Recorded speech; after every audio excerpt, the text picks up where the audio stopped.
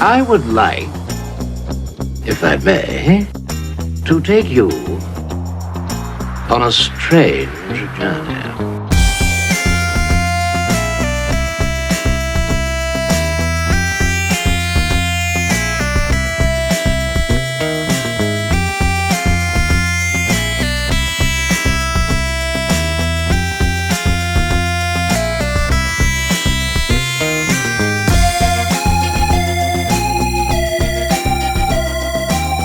Hello, everyone. Welcome to The Cultworthy. I'm your host, Antonio, bringing on to the show for the very first time a very special guest who I feel like has been a guest before because I've been on his show and we talk a lot online through Instagram and chats, but here he is in the flesh on The Cultworthy. I got Mark of Release Date Rewind. Welcome to The Cultworthy. Thank you, Antonio. This is so fun. A long time coming because, you were on my show. Gosh, that was already a year and a half ago-ish. You were on for Eternal Sunshine, right? And that was a blast. You had such great things to say, of course. And I'm honored to be here. Thank you. And we've actually been planning this, I feel, for like 2 summers now. And we finally did it. Finally did what I'm calling Camp Cultworthy, doing summer camp films. And I feel it's a perfect time because it's almost like a what did you do on your summer vacation episode, right? You went to camp, and how was camp? Yes. Well, It was this. So we each brought a film that represents what we like in a summer camp movie, because there's lots of summer camp movies on here. And if we're still doing this podcasting next year and the year after, well, we'll just keep on bringing summer camp movies, won't we? Oh, I love that. Yes, an annual camp episode. Yes, Antonio. There are so many to choose from. It's crazy. Some good, some bad. And you also have to remember that there's essentially a whole subgenre of camp horror films. Like you got the camp slasher. That's in and of itself, but we didn't go that direction. We did something else. So the films that we brought to the show this week are Heavyweights from 1995 and Little Darlings from 1980. Both worthy additions and great films on their own right. But before we get into that, since you are a first-time guest on the show, let's talk a little bit about Release Date Rewind, how you started, how far you've come, which you've come quite a long way. Like we've been doing this now for quite a while. And so it's just great to see like our episodes grow, our guests grow, our conversations get better. So yeah, take a moment. Tell us about yourself. Oh, thanks, Antonio. Yeah. I just released my 100th episode, and hopefully by the time this is out, my 101, because I'm slowly catching up. Life has been lifing. Normally I do 2 episodes a month-ish. I was getting a little slow there, more like 1 a month. But yeah, much like you, I love to talk about old movies, especially for their special milestone anniversaries, right? So that's why when we were talking about camp, I was like, oh, well, you know what camp movie I love? It's Heavyweights, which turned 30 earlier this year. So I just, even before I had the show, I've had the show now. Next month, September, will be 5 years, which is crazy. It's 5 years in July for me. Wow, good for you. See, I know, and the time flies. You're like, oh yeah, well, we'll get there when we get there. And then suddenly you're there and you're like, I'm still doing this. Whoa. And this is my second podcast. I had a podcast that we did 101 episodes and then we called it quits. Friends and I called Add This to Your List, where it was more modern, new stuff that we were critiquing. But I've always loved rewatching old movies like on their anniversaries, not every year maybe, but those special anniversaries and celebrating them and kind of remembering my first watch and like what life was like then and comparing it to now and just the whole nostalgia of it all and just celebrating these movies. So I talk about all different genres. Like I said, you were on for Eternal Sunshine because that is such a special movie. That was last year for its 20th. So yeah, everything from 20th, 25th, 30th, up to 50th. I think the oldest movie I've talked about, I think, was Singin' in the Rain a few years ago, which would have been, I think it's 70th anniversary, if I am thinking correctly, which I've learned that's the oldest. And I now know, I don't think my listeners, the people I've sort of amassed, I don't think they want to go that far. I think they're like, all right, maybe the 1970s, but like 60. I mean, I did Psycho and the Birds, in the 60s. Those were pretty good. But 50s, now I know, okay, even though I love Sing in the Rain, I mean, it's one of the greatest of all time. Okay, maybe not the most popular episode. So, the 80s and 90s are my sweet spot.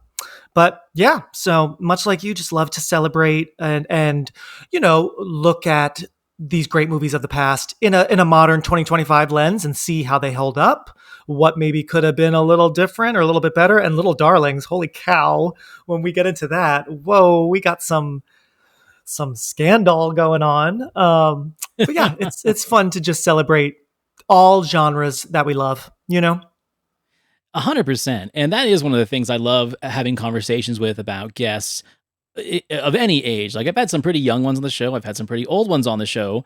My oldest guest was the filmmaker Alan Rudolph, and the dude was sharp as a tack. And he had like a filing cabinet of memories about all his experiences with Robert Altman and with Keith Carradine. Like he was just rapid fire answering these questions.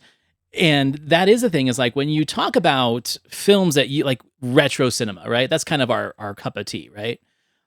You have to kind of take that modern approach about what things have changed in the social structure of where we are at this time, where things that weren't scandalous back then are scandalous now, or the opposite, things that are just totally status quo at this point would have been scandalous then.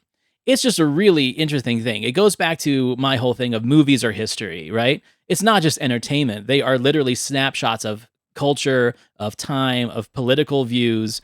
And when you go back into, I'm going to say the 60s, 70s, 80s especially, you see like that 30-year span of where we're getting out of the Hays Code and we're getting into, we can have nudity now. We can swear now. We can have homosexuality on screen now.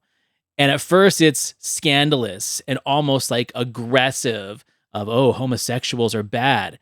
And then there's like a liberation phase where like, okay, now we get to celebrate the 90s where queer cinema is almost a top tier respected art form. When literally 10 years ago, if there was a homosexual on screen, it was an exploitation film.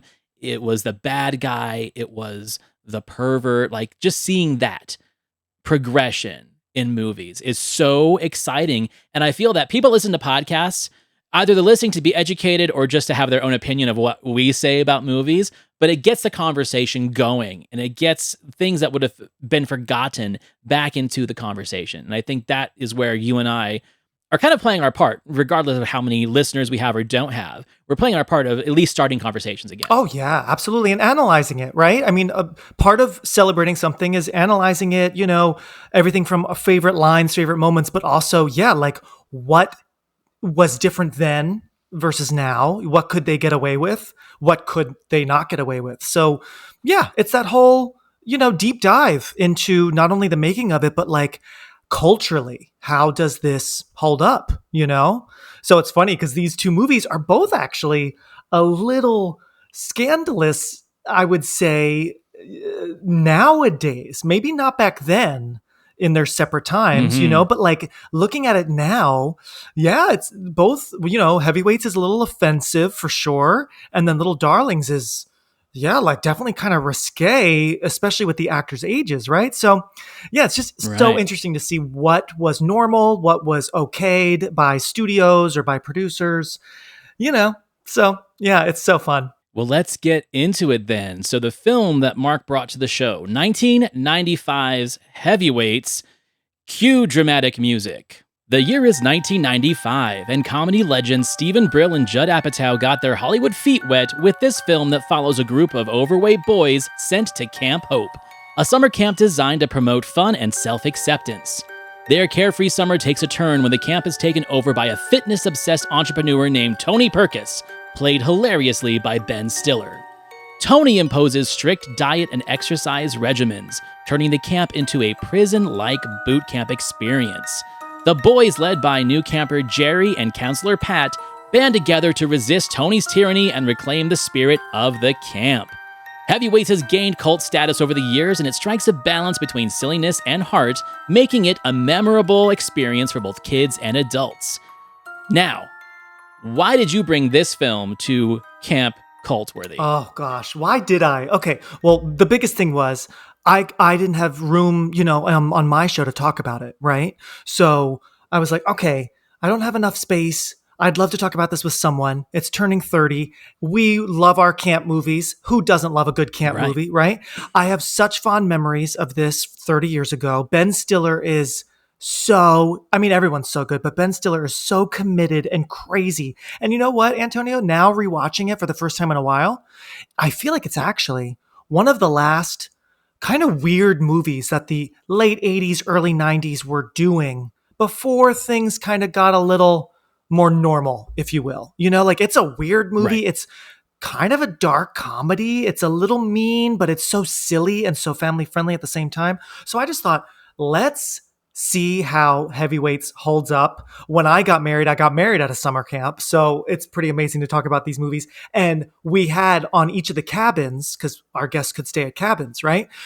Each one, we put up a movie poster, like featuring a movie that like has at least a camp vibe, or it's about camp, or there's some good camp scenes like Addams Family Values. And we had Heavyweights, and I think we put my ex's family members in there, and I'm pretty sure they asked him, "Why are we in the Heavyweights camp? Are you trying to tell us something? Like, is there something wrong with us? Like, you know, is this a hint?" And we were like, "No, it's a great, fun, silly movie. Just enjoy it." Right? So yeah, it holds a special place in my heart. Whether it's a great movie, TBD. But I have always enjoyed it. So I figured, why not bring it to the Cultworthy? Well, I mean, it's a perfect film for the Cultworthy because, for one, it's Disney, which is so surprising if you look at it in Disney's lens now. Oh, yeah. But people forget that Disney between like the 70s and 90s were actually quite groundbreaking in what they were doing with family cinema. I mean, think about Watcher in the Woods from the early 80s. Think about all those sad bastard cartoons from the 70s like Rescuers and Fox and the Hound, Black Cauldron. Like, they were always kind of pushing the envelope. I feel it's been like the last 10 years where they've all of a sudden become very safe and sanitized, or I'm going to say progressive, but falsely progressive. Instead of having a genuine progressive feel, they're doing it to like just kind of capture an audience, which the audience they want is smarter than that, and they kind of push against it. So they're still trying to find what their footing is.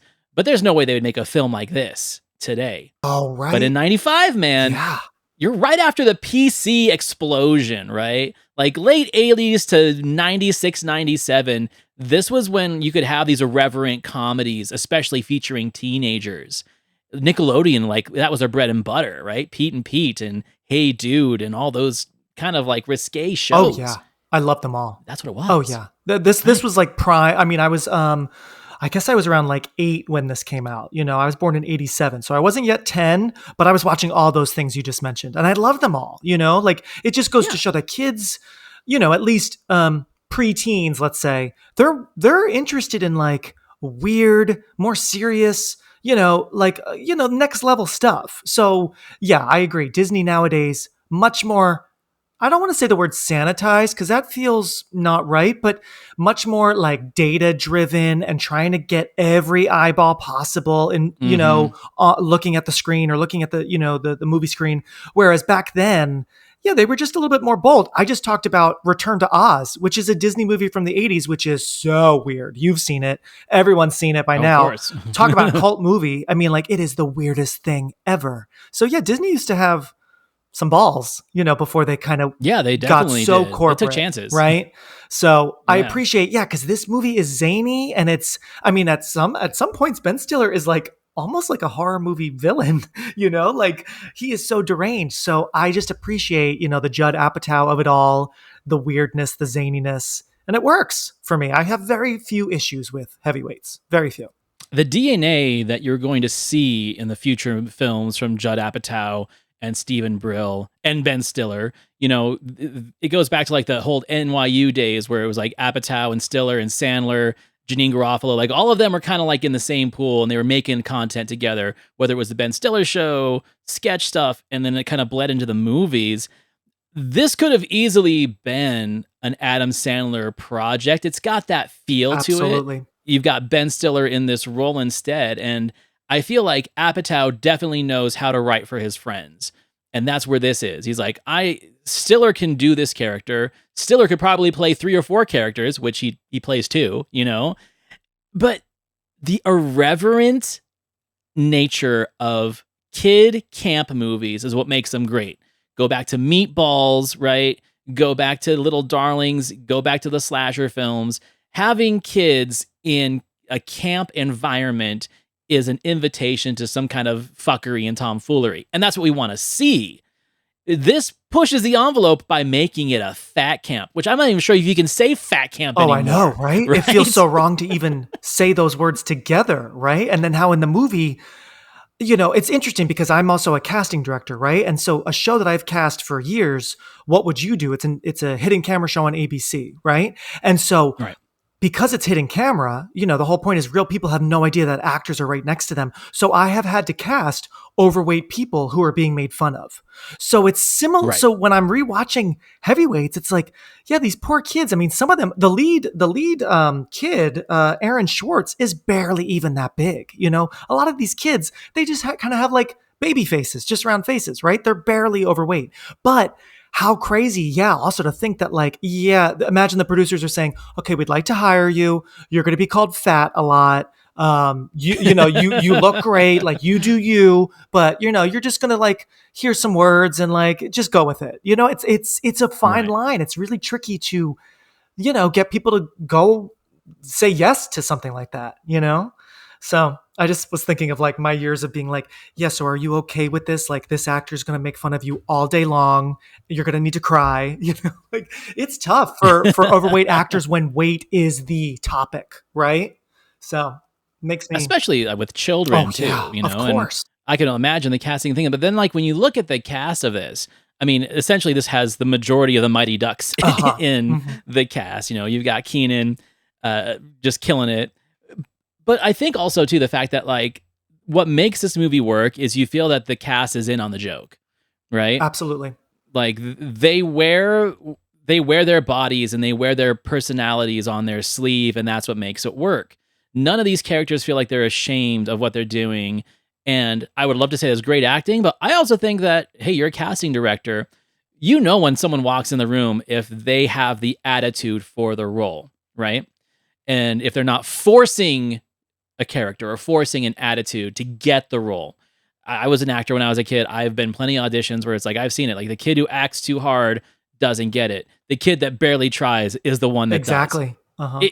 It kind of, that's what this feels like. And that's what makes this movie work for me, is that none of these kid performances feel like it's a Saturday Night Live sketch show and they're playing a character.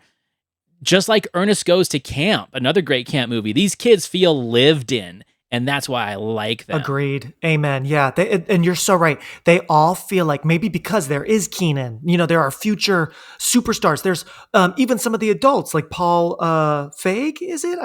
Yeah, Paul Feig. Paul Feig. He's one of the counselors. Right? Like, yes. Yeah, and he went to go direct Bridesmaids. Right. And he knows comedy, of course. He's made some amazing stuff. So I think Freaks and Geeks, dude. Of course, like he knows. Right? So yeah, I think it really is a great cast and great production team that was able to let these kids seem like, at least we don't know them, but seem like just be yourself, have fun, laugh with each other. Like none of the kids, even though at times maybe they're being mocked by Ben Stiller or by each other, no one on screen at least feels like they are the butt of the joke. It feels like they're in control of the joke, even if they're on the receiving end. So I have to just say props to the director, Stephen Brill, props to, I assume, probably Ben Stiller, a lot of these adult actors, like making sure like the kids knew that they were, being given support when they needed. So yeah, I completely agree. What makes it so strong and so fun is everyone's in on it. That feels palpable. And respect to the writing, directing, but also the performance of Tom McGowan as Pat, like the main counselor. Who's the guy who's been there for like 20 years. He was a camper at this fat camp.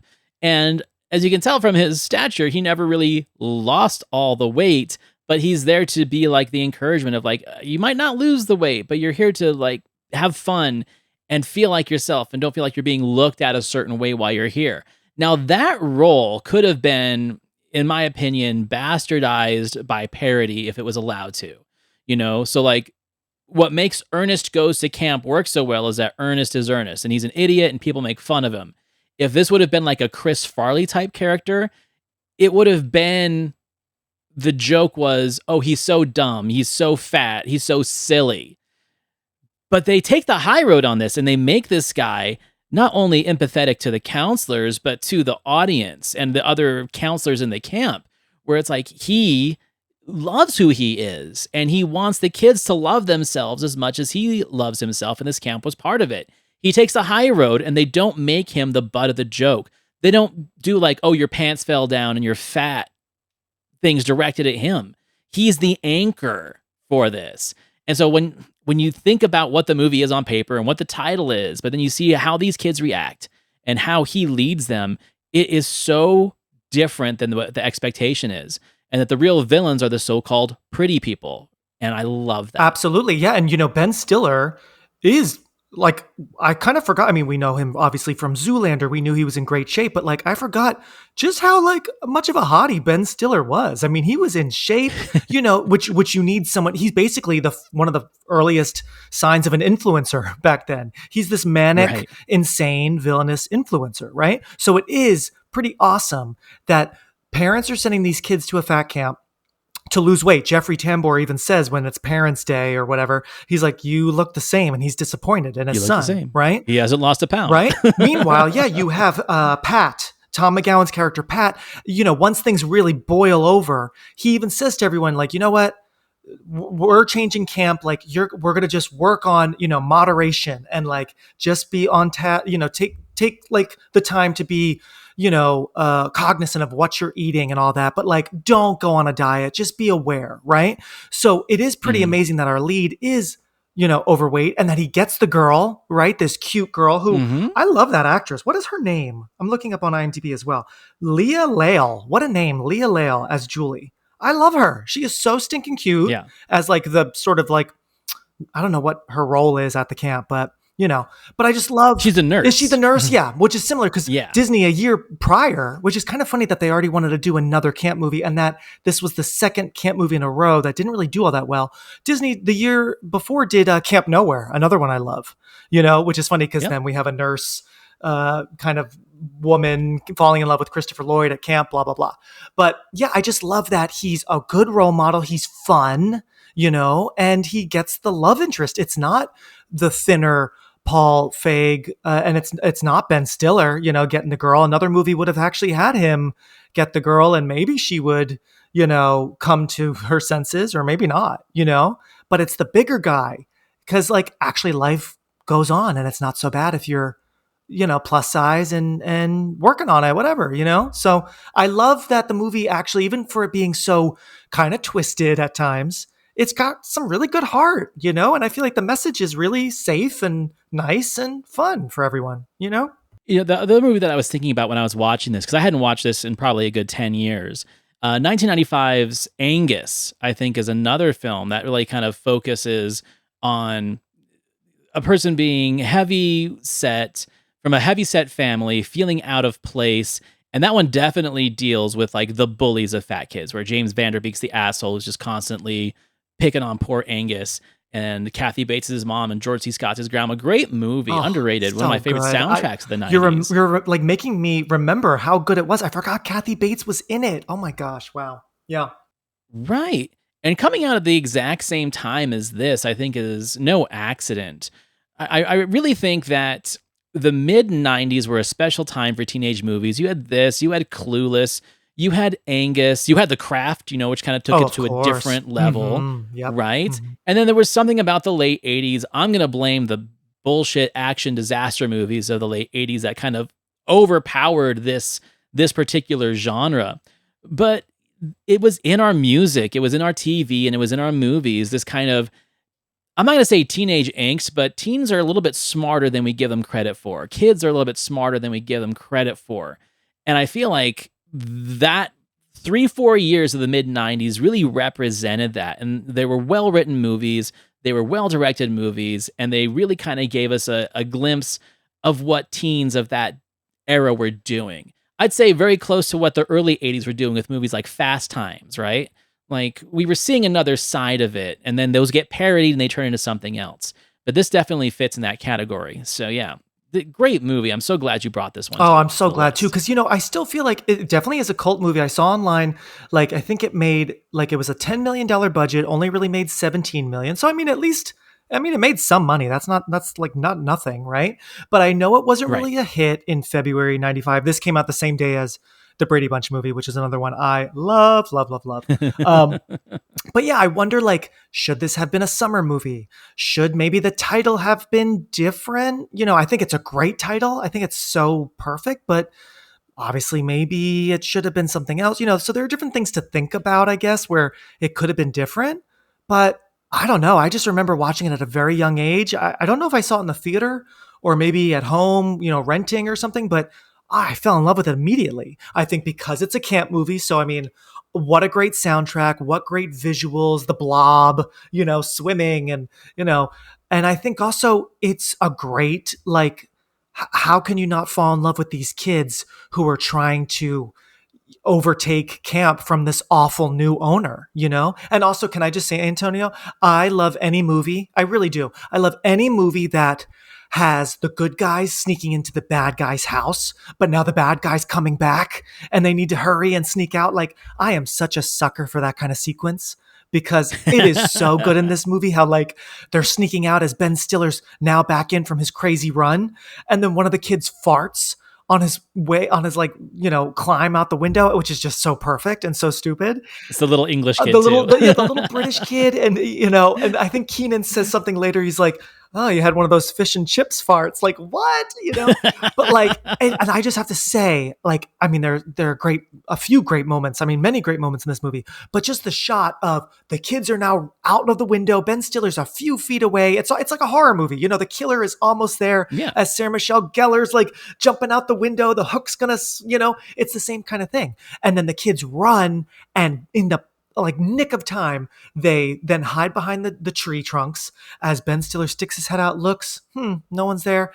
Oh, I just have such, praise for any cool, choreography like that and camera work and just good tension. There's lots of good fun tension. Cause then as we know, Ben Stiller just gets really chaotic and crazy at the end and becomes true villain, like breaking glass, walking on. I mean, he's just lost his mind. And as a kid, I'm like, okay, he's basically a horror movie character, So it worked for me. I love that you said like the original influencer earlier because that's literally who he is.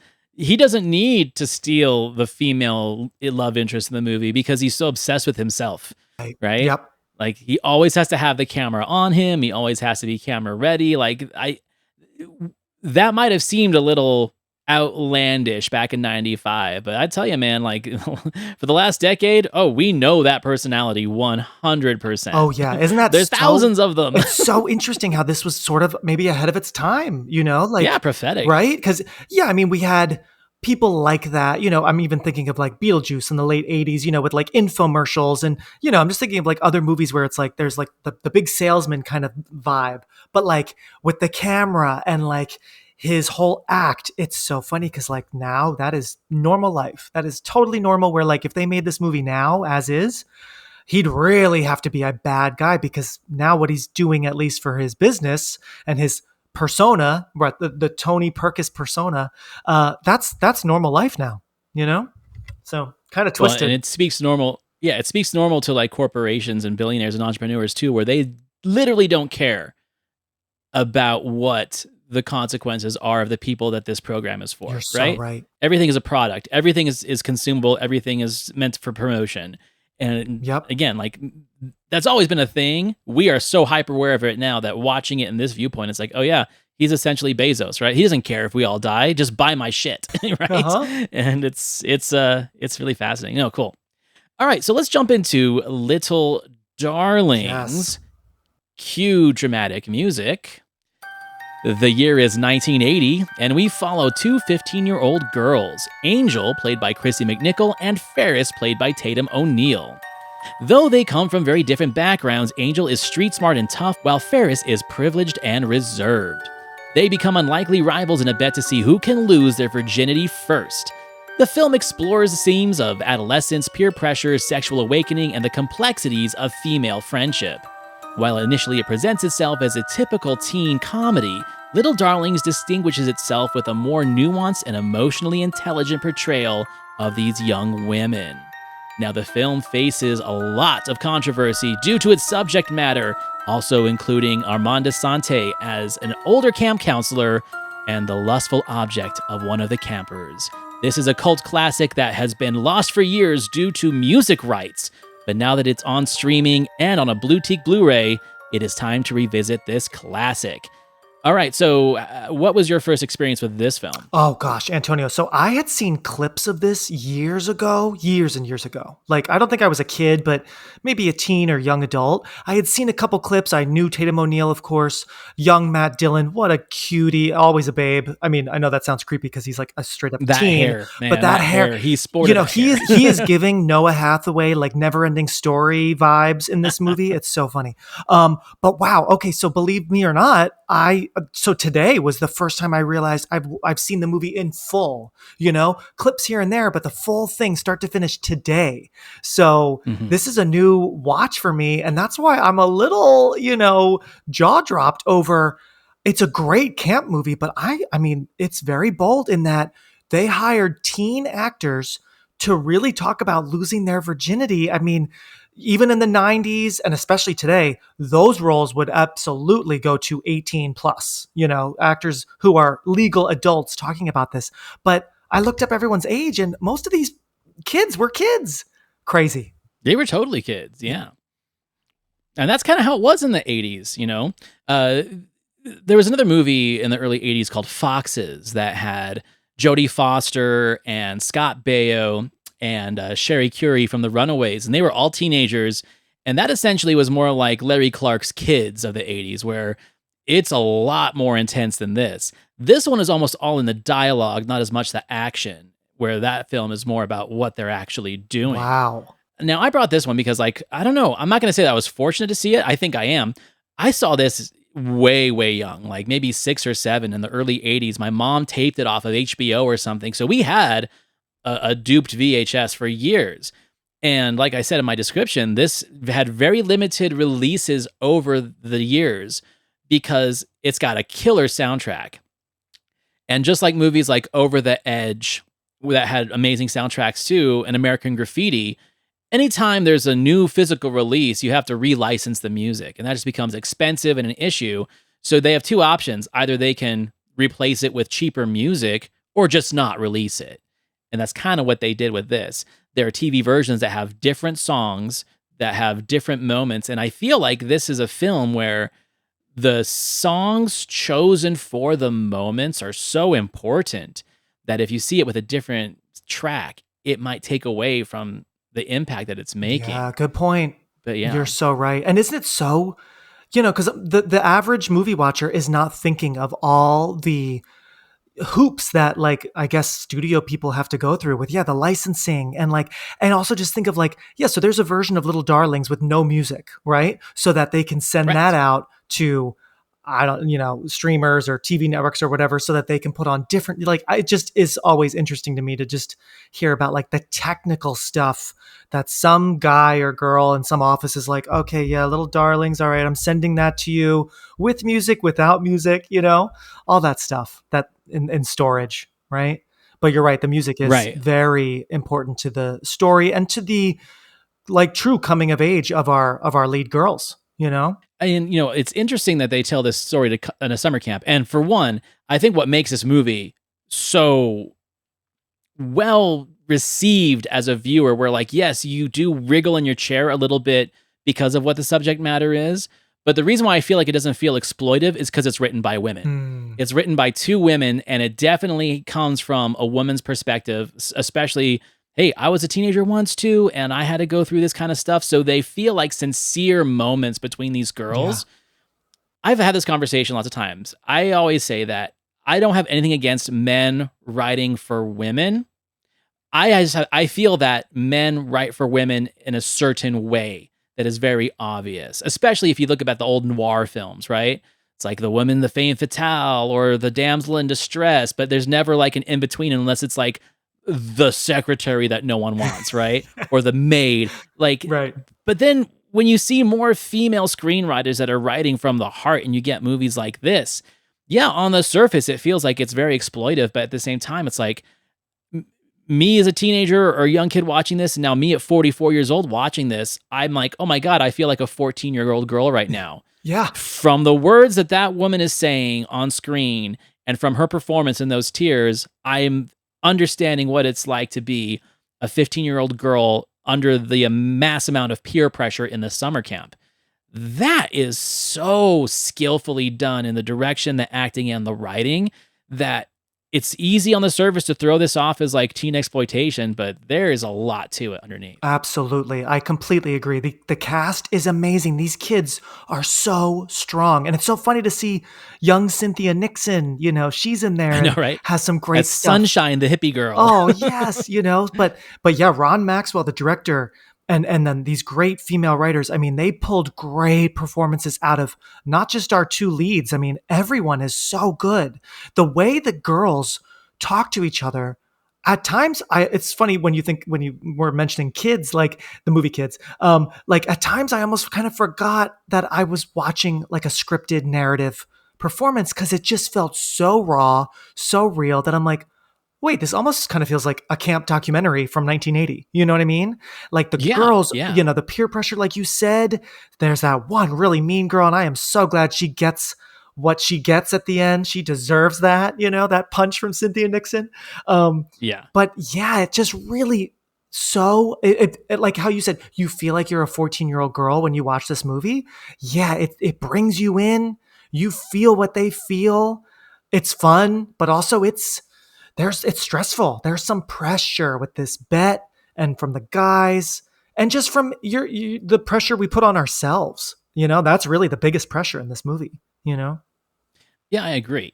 And perfectly cast too. Christy McNichol, she plays the girl from like the wrong side of the track. She's a tough girl. She smokes. Her mom's one of my favorite characters and she's barely in it. Because like you just know what that mom is. Like I think growing up in the 80s and 90s, we all knew the girl who had that mom, right? And it's like, perfection. Meanwhile, you've got Tatum O'Neal as, okay, the chauffeur is driving her in the Rolls Royce to camp, right? She is the waspy young girl, but she's got a little bit of an attitude. Mm-hmm. And I think one of the things that makes this movie so great is that kind of like duality and the juxtaposition of what happens to them and how they handle it based on who they were at the beginning of the movie and to who they're at. Because that's what it's about. If you saw a girl like Angel on the street, Christy McNichol's character, wearing those pants and that denim shirt and smoking a cigarette, your first inclination, because of the society we live in, is, oh, she's easy. She just puts it out. Meanwhile, the other one, you're like, oh, she's uptight and waspy. She probably has a chastity belt, right?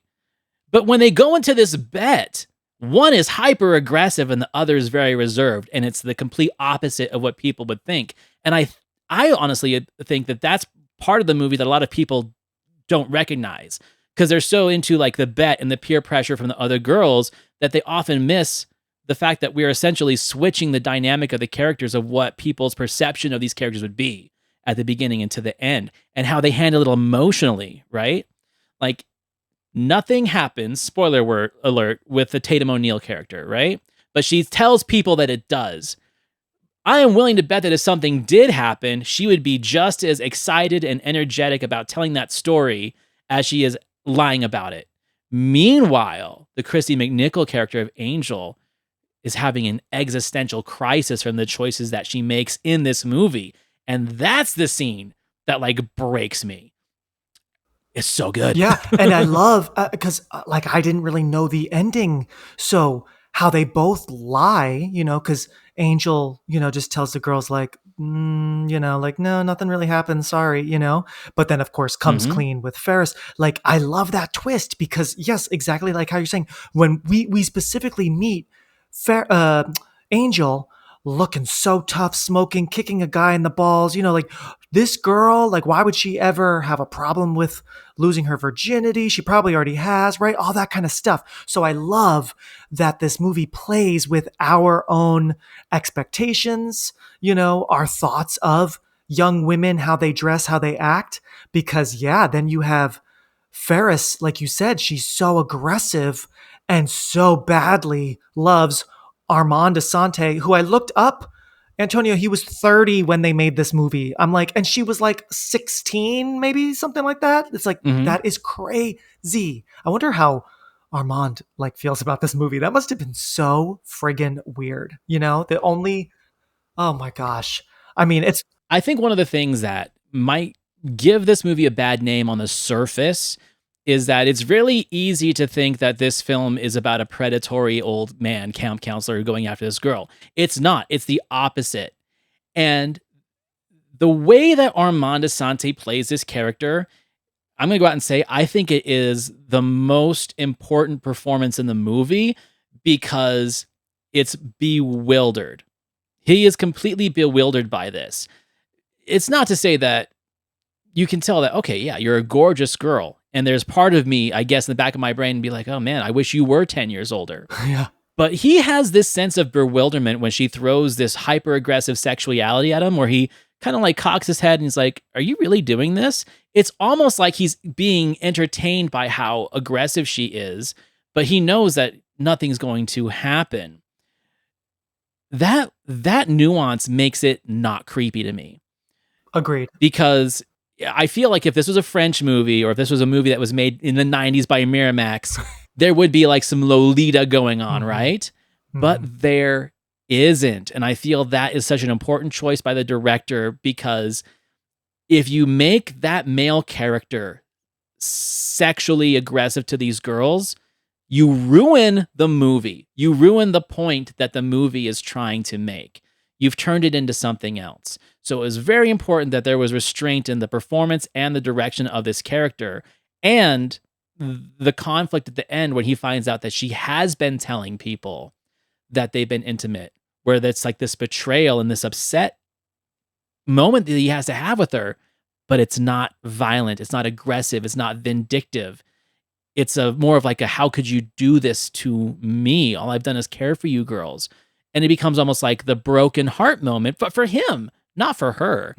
I think that is what makes this movie stay in its lane and not go that step into exploitation that would have been so easy to do. Yeah, totally. Well put. Yeah, because I never thought he was creepy. I just thought the situation, the age gap and how she's so madly, she even tells him like, I love you, Mr. I forgot his character's name, but like, which is also just so weird. She's calling him Mr. something, but Right. like, yeah, that she was so desperate, for herself, for her friends or frenemies, to get this over with.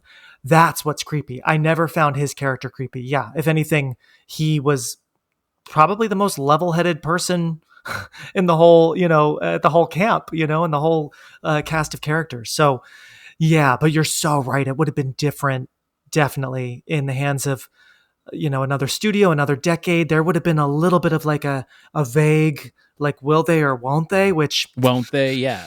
and also I Yeah, do love that the girls right off the bat, when Ferris brings him up, I think they're on the bus when Angel is driving the bus, at least one or two of the girls immediately say, but he's old, so I do like that right off the bat, the writers, wanted it to be known that like, wait, this is a weird choice, because another movie, the kids would be like, oh yeah, that's what I'm talking about. Like, yeah, go older, daddy, but right off the bat, she's told like, wait, are you sure? Like, he's old, like go for someone else.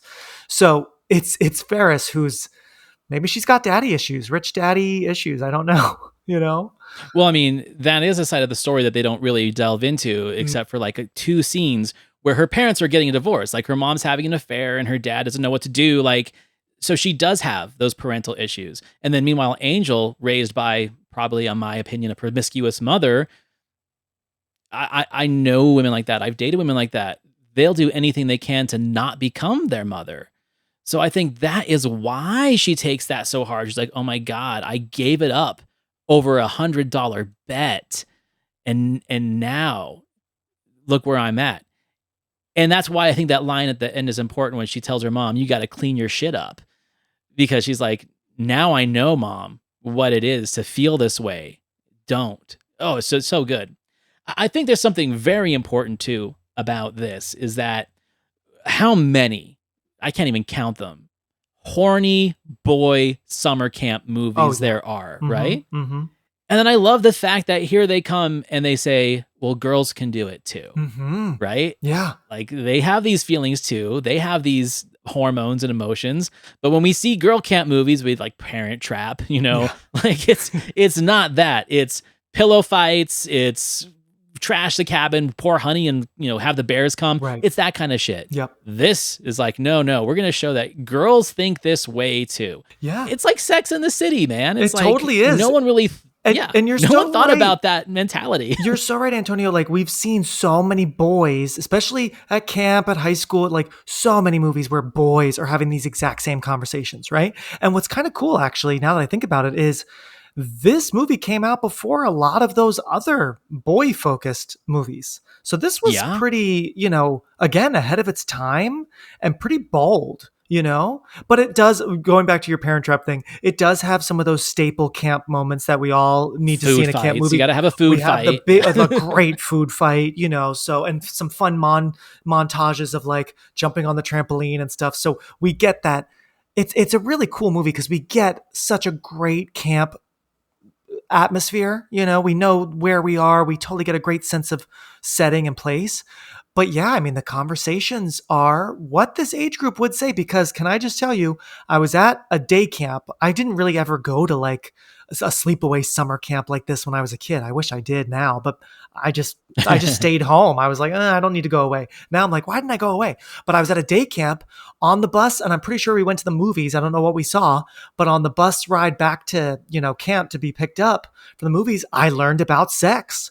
And I was probably younger than these kids. I think I was maybe 4th grade or something. So, like camp is where you do talk about this stuff. So that is not unrealistic. It's just, oh my gosh, I guess I just couldn't believe that. I'm like, oh my God, like this is what kids talk about. I know, right? And like, and like Matt Dillon's only, like, I looked him up. I think he was 15 or 16. Like these are true teens taking off some clothes. I'm just like, ooh, wow, that is a little risque for me. And I'm not a parent, but I don't know. Let's talk about him for a second. Yeah. Because him as Randy, such an important role, such an amazing performance. This was his 3rd movie. He's such a natural. So he did Over the Edge first for Jonathan Kaplan, which is like a rebellious teen movie. Kids take over the school. It's a great movie if you haven't seen it. Then he did My Bodyguard as the bully, right? And I'm not sure you've seen My Bodyguard, but it's another just classic early 80s movie about outcasts and finding each other. And he's the bully in that. And then he is the object of desire in this one. What a great role, because he's not necessarily written or performed as a himbo. And I feel like if this was made in modern times, he totally would be. Like he'd be James Marsden in Sugar and Spice, right? Like that's kind of what that character is. The fact that we also have an emotional connection to him, because like you can tell that he's not out just to get laid. And he has a line where he's like, "You're not even my type. You talk too much. I like older women." I'm not sure if that was written as a way for us to not feel out as creeped out by him. I think it is important that he plays that way, because I'm sure that in his mind in this film, he's fallen for the same trick that we have, that if we see Angel on the street, oh, she's easy, she puts out. But now he has to have an emotional connection with this girl, because he has no idea she's a virgin, and he's wondering why she's so reserved, why she wants to take her clothes off in the corner. That performance is so good because it's in the subtlety, right? It's not a violent performance. He doesn't yell or anything. It's, again, a complete confusion. And to play that kind of character, I think is so hard, because you're Matt Dillon with that hair. You look amazing. In my opinion, like a guy like that would be like, oh yeah, blah, blah, blah, blah. But instead he plays it with like this real vulnerability. Yeah. And that's important. Oh, totally. I love their whole, what are they even in? Like sort of like a barn? It's like a boathouse. Yeah. A boathouse. That's what it is. Yeah. Like when they're really gonna do it and he's in his underwear and there's great comedy too, but it's so real. It's so natural, where she's like, is it raining in there? I don't want to do it anywhere near rain. And like, look away. And, cause she's obviously now getting super nervous because it's real. And he actually wants to do it. And he actually kind of likes her, and I do love, once they do it, he's like looking for her, and then the mean girl, like, steals him for a bit, but like he's actually respecting her and admires her. And when she tells him that she was a virgin, he's not like making fun of her like another movie would have that guy do. Like a guy that looks like that would be a jerk, like, oh, are you kidding me, or whatever, or the opposite. He'd be like, yeah, I just like deflowered someone. He's actually very sweet to her, and yeah, it's nice. He almost feels ashamed. Yes, yeah. He's like, it hits him too. It's hitting her, but it kind of hits him too as well. Like, whoa. Right. So I really appreciate that this movie.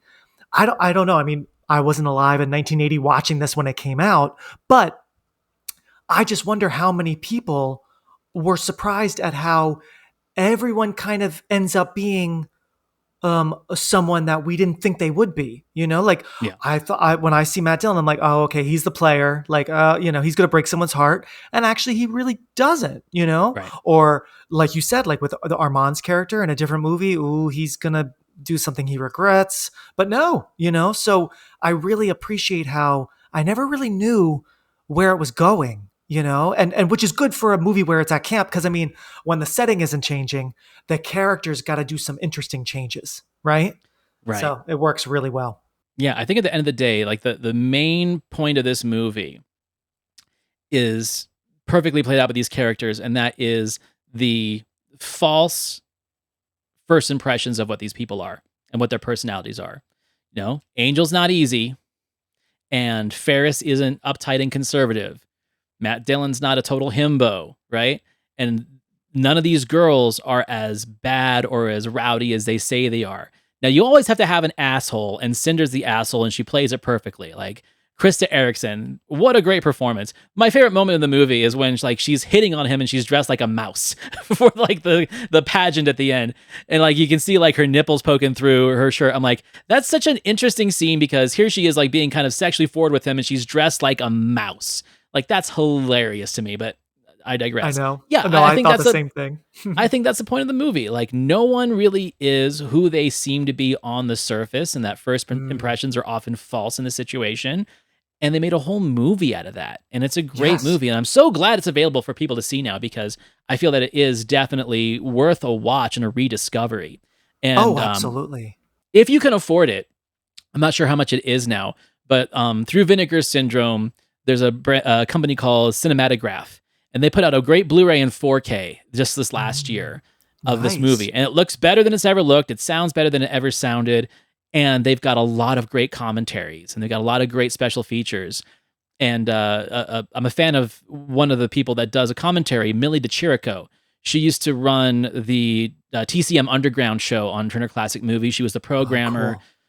She's had two great podcasts. One was called I Know What You Did, and right now she has one called Dear Movies, I Love You. And she does the commentary for that, and it was filmed in Atlanta. She's from Atlanta, so not only does she talk about all of the landmarks and the campgrounds and stuff like that, but also like the cultural relevance that this movie had being filmed there. It's like it kind of left an impact of, this girl camp movie that, oh, it's about sex. But is it really? No, it's about impression, and it's about peer pressure. It's just a great commentary. Yes, so good. And like I was saying earlier, like going back to your whole idea of, like everyone is different than who we thought they were. Like at the end, when we really see all the girls actually for their real selves. And like Sunshine, Cynthia Nixon, how she punches, what's her name? Cinder, the bad girl. Cinder. Yeah. Like Great name. That's something and I just love the surprise, because we never would have thought Sunshine would be the one to do that. Right. Right. So right. High on ginseng and vitamin E, whatever. Yeah, exactly. Everyone becomes their true selves after having the walls up like Angel, after lying and pretending. We get to really see everyone be honest, which is so cool. It's so special. And then of course the ending, I mean, what a beautiful and kind of abrupt way to end the movie. But my best friend, Angel calls Ferris my best friend. And then it's like, okay, the end. Like, how sweet, because their moment when I think they're on the swings, where Angel comes clean about what she really did with Matt Dillon.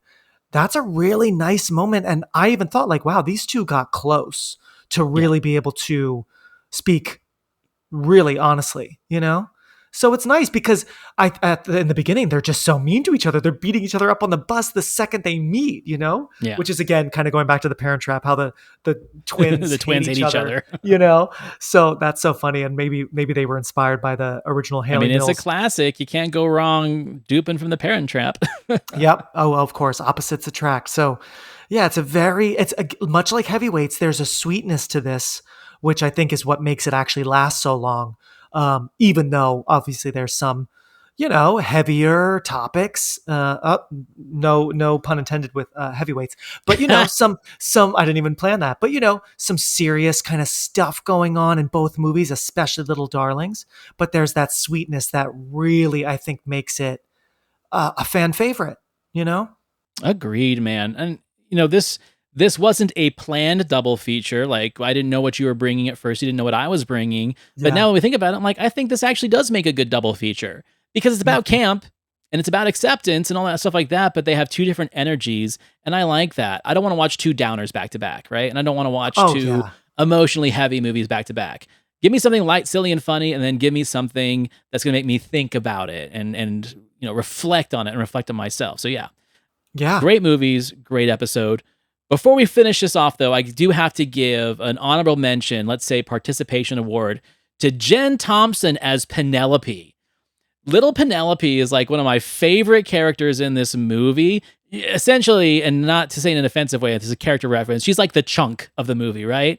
Like, she's the noisy one. She's the one that's always getting into trouble, wants to be with the big girls. She's supposed to be in the kids' tent. She keeps sneaking back. What a great character, but also just what a great performance. Whoever this woman was, Jen Thompson, was so good in this role. And it's hard because these are all banger performances. And to shine like that. Wow. You're so right. She's got a great look too with her hair and everything. Yeah, and that's what's really cool also about this double feature is, like we were saying, the kids are all so good and feel so comfortable, which is great, because being on set is sometimes comfortable and many times not. So I'm glad that like they felt like they could be vulnerable, whether it's a silly comedy like Heavyweights or something a little more emotional like Little Darlings. Like, it really feels very lived in, very comfortable. Maybe they had good long rehearsal periods. I don't know, but good job, boys and girls. Cause I don't know. I think these movies, at least for Heavyweights, for me as a kid, what drew me in were these great kids. And now as an adult watching Little Darlings, what draws me in is, like we're saying, we are 14-year-old girls in this cabin with these girls. So good job, kids. I love it. Awesome. All right, this was a great episode. Thank you so much for bringing Heavyweights. I'm glad you liked Little Darlings. I can't wait to do this next year. So as we close the episode up, how about you go ahead and tell people where they can find you, what you got coming up in the near future? Thanks, Antonio. Yeah, so Release Date Rewind. Next up, let's see. As of this recording, next up is my Jaws episode. So I have Jaws. I have Clueless coming up. Not sure yet what I'm going to talk about for August, which is funny because it's mid-August right now. But you can find the show on YouTube and then on all the podcast platforms. My distributor is Straw Hut Media Network. So luckily, you can find it really anywhere that you listen to pods. And then I'm also a filmmaker. I have lots of horror shorts that I've made, and my latest one is on the festival circuit. So check me out on Instagram at Release Date Rewind is the podcast, and at MJP_POV is my film page. So you'll see all kind of crazy stuff I'm doing. So thank you. Excellent. I'll have those links in the notes of this episode, and you can always find my Cultworthy partners at thecultworthy.com under the partners page. Links to all the guests I've had on the show, their blogs, their podcasts, anything that they're working on. It's a great place to find all these amazing people I've had on the show. So thank you for coming onto mine. I can't wait to get back onto yours. Yes. And this was just great. Thank you so much. Yeah, you got to come back. I'll let you know what I'm thinking for the future. We got to reunite. Anytime, man. Just give me a call. Everyone, thank you for watching, listening. You know the drill. Like, rate, review, give us 5 stars. Subscribe to The Cultworthy and also my other show, Back to the Balcony. And please go and subscribe to Release Date Rewind. And Mark, I will see you soon. Thank you so much, my friend. Bye. Bye.